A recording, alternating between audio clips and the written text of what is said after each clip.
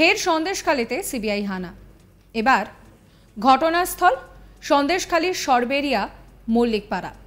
সন্দেশখালীর আগারহাটি গ্রাম পঞ্চায়েতের মল্লিকপাড়া এলাকায় তৃণমূলের পঞ্চায়েত সদস্য হাফিজুল খাঁয়ের ভগ্নিপতির বাড়িতে পৌঁছায় সিবিআই এর 10 সদস্যের একটি দল। সিবিআই এর অফিসারদের সঙ্গে ছিল কেন্দ্রীয় বাহিনীর জওয়ানরা। এই বাড়িতেই মজুত করে রাখা আছে প্রচুর বোমা।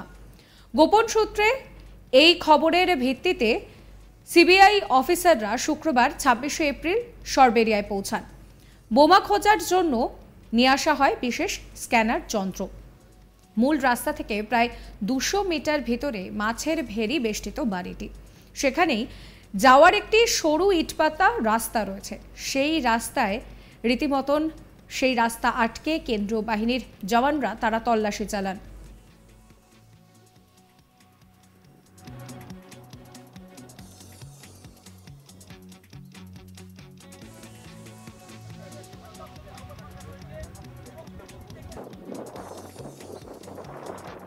সিবিআই সূত্রে খবর, বাড়িতে থেকে প্রচুর অস্ত্র বোমা উদ্ধার হয়েছে। সূত্রের খবর, এই তৃণমূলের সদস্য হাফিজুল খাঁ কিন্তু শেখ শাহজাহানের ঘনিষ্ঠ বলে জানা যাচ্ছে। প্রসঙ্গত, হাইকোর্টের নির্দেশে তদন্তভার গ্রহণ করার পরই সন্দেশখালীর আগে বেশ কয়েকবার সেখানে গিয়েছেন সিবিআই এর অফিসাররা। শনিবার 20শে এপ্রিলও সন্দেশখালী এসেছিলেন সিবিআই আধিকারিকদের দল। সেখানে সেবারে দুটি দল এসেছিল। একটি দল গিয়েছিল থানায়, অন্য দলটি গিয়েছিল সুন্দরখালীর দিকে।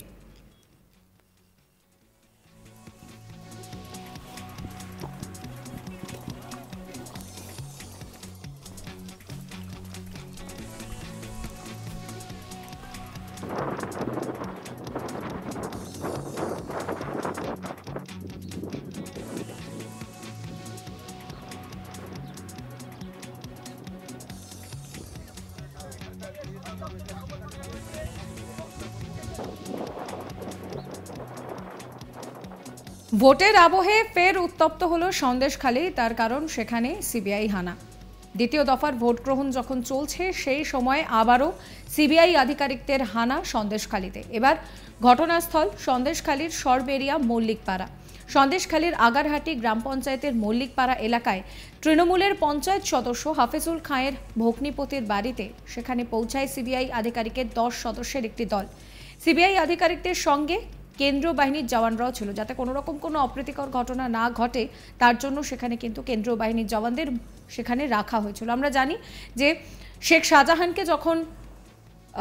শাহজাহানের খোঁজে যখন সেখানে সন্দেশখালীতে তারা গিয়েছিলেন সেই সময় একেবারে কেন্দ্রীয় বাহিনীর জওয়ানরা তারাও সেখানে ছিলেন এবং অন্যদিকে কেন্দ্রীয় তদন্তকারী অফিসারদের তাদের কিন্তু হামলার মুখে পড়তে হয়েছিল। আর খুব স্বাভাবিক, সেই ঘটনার পর থেকে রাজ্য রাজনীতি দফায় দফায় উত্তপ্ত হয়েছিল। বিরোধী দলনেতা শুভেন্দু অধিকারী নির্বাচনের একেবারে প্রাক লগ্নেই জানিয়ে দিয়েছিল যে এবার কিন্তু নির্বাচন দুটো বিষয় নিয়ে হবে, এক সন্দেশখালী, অন্যদিকে শিক্ষক নিয়োগ দুর্নীতি। এবং এই মুহূর্তে দাঁড়িয়ে ফের একবার সন্দেশখালী কিন্তু উত্তপ্ত হয়েছে। সেখানে সিবিআই এর আধিকারিকদের দল 10 সদস্যের আধিকারিকরা তারা কিন্তু সেখানে পৌঁছে যান। যে বাড়িতে তারা গিয়েছেন সেই বাড়িতে প্রচুর পরিমাণে বোমা মজুত রাখা আছে বলে গোপন সূত্রে জানা যাচ্ছে। সিবিআই এর কাছে এই খবর আসার পর সিবিআই অফিসাররা 26শে এপ্রিল সরবেরিয়ায় পৌঁছান। বোমা খোঁজার জন্য তারা বিশেষ স্ক্যানার যন্ত্র সঙ্গে করে নিয়ে যান। এই নিয়ে আমার কলিগ তপনের একটি রিপোর্ট দেখাবো আপনাদের। বৃহস্পতিবার সকালে ফের সিবিআই তল্লাশি শুরু হলো সন্দেশখালীতে।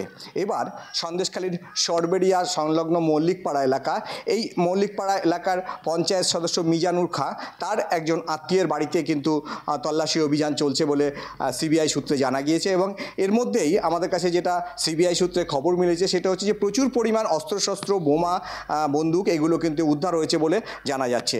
এই যে লোকেশান মল্লিকপাড়া এলাকায়, সেটি কিন্তু একটি মেছো ভেড়ির মধ্যে, অর্থাৎ বলা যায় যে জনমানব শূন্য একটি জায়গা, যেখানে একটি ইটের রাস্তা দিয়ে যেতে হয় এবং চারিপাশে তার মেছো ভেড়ি অর্থাৎ জল, যেখানে মাছ চাষ হয়ে থাকে। সেই জলের মাঝে কিন্তু একটি ছোট্ট বাড়ি, সেই বাড়িতেই কিন্তু তল্লাশি চালাচ্ছে সিবিআই আধিকারিকরা। এবং সংবাদ মাধ্যমের কর্মীদের কিন্তু দূরে আটকে রাখা হয়েছে। তার কারণ হচ্ছে যে যদি তাদের এই তল্লাশিতে কোনো রকম সমস্যার সম্মুখীন যাতে না হতে হয়, সে কারণেই কিন্তু সাংবাদিকদের বেশ কিছুটা দূরে আটকে রাখা হয়েছে।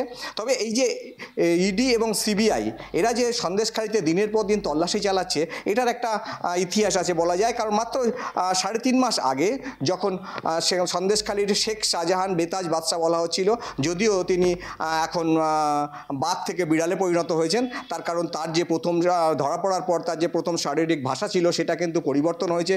এবং সাম্প্রতিককালে বসিরহাটে প্রিজন ভ্যানে করে তখন তাকে কলকাতায় নিয়ে যাওয়া হচ্ছিল বসিরহাট আদালত থেকে, তখন কিন্তু তার চোখে জলও দেখা গিয়েছে, অর্থাৎ বাঘের চোখে জলও বলা যেতে পারে।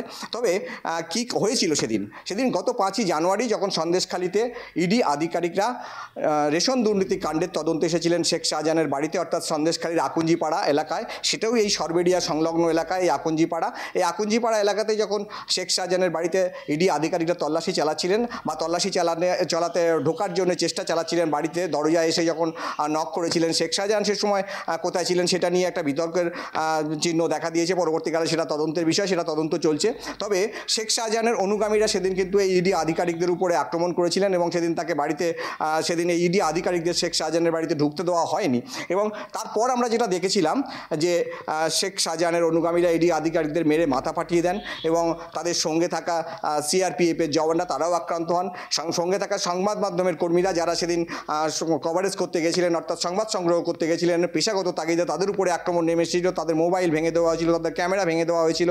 এবং এই ঘটনা পর কেটে গিয়েছে 3.5 মাস, এখনও পর্যন্ত কিন্তু ইডি এবং সিবিআই তল্লাশি সন্দেশখালিতে অব্যাহত। পরবর্তীকালে আমরা দেখেছি যে পুলিশ 56 দিন পর এই শেখ শাহজাহানকে মিনাখা একটি জায়গা থেকে গ্রেপ্তার করেছিল এবং তাকে বসিরহাট মহকুমা আদালতে তোলা হয়। পরবর্তীকালে উচ্চ আদালতের নেতৃত্বে উচ্চ আদালতের নির্দেশে তাকে ইডি সিবিআই আধিকারিকদের হাতে দেওয়া হয় এবং সিবিআই আধিকারিকরা তল্লাশি চালান, গ্রেপ্তার করা হয়, তারা নিজেদের হেফাজতে নেন, অর্থাৎ আদালতে পাঠিয়ে শেখ শাহজাহানকে তাদের নিজেদের হেফাজতে নেন এবং বেশ কিছুদিন ধরে অর্থাৎ 14 দিন ধরে তারা নিজেদের হেফাজতে নিয়ে জিজ্ঞাসা করেন। পরবর্তীকালে ইডি আধিকারিকরা এই শেখ শাহজাহান ও তার অনুগামীদের নেয় এবং তারাও তল্লাশি অভিযান, তারাও তাদেরকে জিজ্ঞাসাবাদ করেন। বেশ কয়েকজন গ্রেপ্তারও হন শাহজাহানের অনুগামীরা।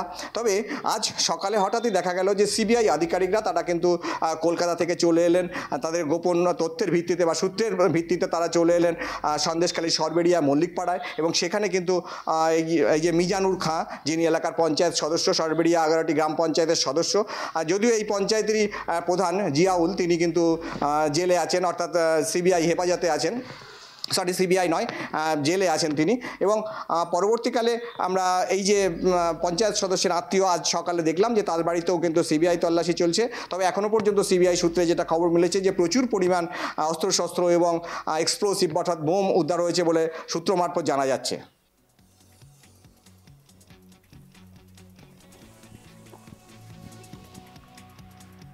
সাবস্ক্রাইব করবেন আজ তাক বাংলার ইউটিউব চ্যানেলকে, ফলো করবেন আজ তাক বাংলার হোয়াটসঅ্যাপ চ্যানেলও।